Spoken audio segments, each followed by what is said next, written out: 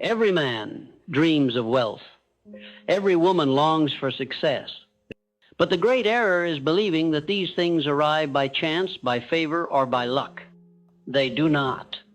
Wealth and success are effects. They are reflections of the growth you have forced upon yourself through discipline, intention, and a definite purpose. You do not attract wealth by waiting for it. You do not attract success by admiring it in others. You attract these things by becoming the kind of person who commands them, not through noise, but through evolution. Growth is the doorway through which every fortune must walk, and not comfort, not convenience, not casual ambition, but growth that is forced, growth that is chosen in the face of every excuse. If you are waiting for inspiration to grow, you will wait your life away. You must force yourself to grow.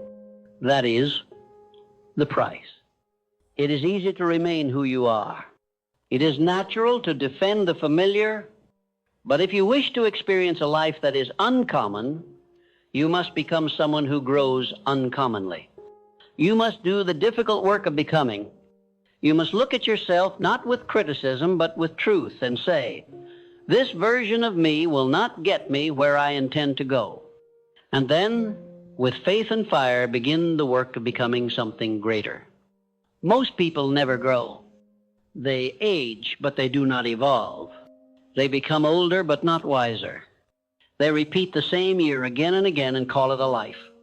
And when they see someone growing, someone challenging their old limits, someone daring to rise, they call it arrogance. They call it obsession. They call it unnecessary. But I call it necessary. Because nothing changes until you do. You will not out-earn your growth. You will not outperform your self-image. You will not out-succeed your belief system. If your mind is small, your life will shrink to fit it. If your habits are weak, your results will crumble under pressure. And if your thinking is rooted in fear, you will never experience the freedom you crave. But if you force yourself to grow daily, deliberately, with discipline, then wealth becomes inevitable. Success becomes a consequence. Because wealth is not something you chase. It is something you magnetize by becoming more. The man who grows becomes attractive, not just in charm, but in value. He becomes a source. He becomes a builder. And in a world of consumers, the builder always wins. So how do you force yourself to grow? You begin by eliminating the lie that growth must feel good. It doesn't. It often feels painful, confusing, lonely. Growth stretches your ego. It exposes your patterns. It brings your weaknesses into the light. And that is why so many avoid it. But hear me. Your pain in growth is not punishment. It is preparation. Do not curse your growing pains. Bless them. They are evidence that you have left the old self behind. They are signs that the seeds you've planted are cracking open, breaking through the dirt, reaching for the sun. And though that process is invisible, it is real. You are not stuck, you are sprouting. And if you keep going, the fruit will arrive. But first you must train your mind to love the discipline, force yourself to study, to learn, to expand your understanding, to expose yourself to new ideas, to sharpen your mind like a blade, not for the sake of information, but for the sake of transformation. You must force yourself to do what average people avoid. Wake earlier, think longer, reflect deeper, speak with clarity, move with intention, delay gratification, master your impulses, replace reaction with response. This is the work of growth, and the man who commits to this work, regardless of how he feels, will begin to rise, slowly at first, imperceptibly. But one day, he will wake up and notice his emotions are steadier, his focus is sharper, his relationships are stronger, his bank account is increasing, his opportunities are multiplying, and the people who once laughed at his discipline will begin to study his decisions. Because results don't lie. But the real prize is not the wealth. It is who you became in order to hold it. There are many men who inherit money and lose it because they never grew. There are many men who gain attention but collapse because they never matured. Success without growth is a curse, but success that follows growth is sustainable because it rests on the solid ground of character, clarity, and command. And let me say this plainly. You will not drift into this kind of growth. You must decide. You must force it. You must set standards higher than your mood. You must honor the alarm when it rings. You must choose action when your emotions say wait. You must say yes to effort when your body says rest. That is how you build strength. That is how you condition your mind for wealth. Not through comfort, but through consistency. Now, you must surround yourself with people who stretch you. People who challenge your ideas, not out of rebellion, but out of respect for your potential. The wrong environment will lull you back to sleep. The right one will shake you awake. Seek out mentors. Read from the greats.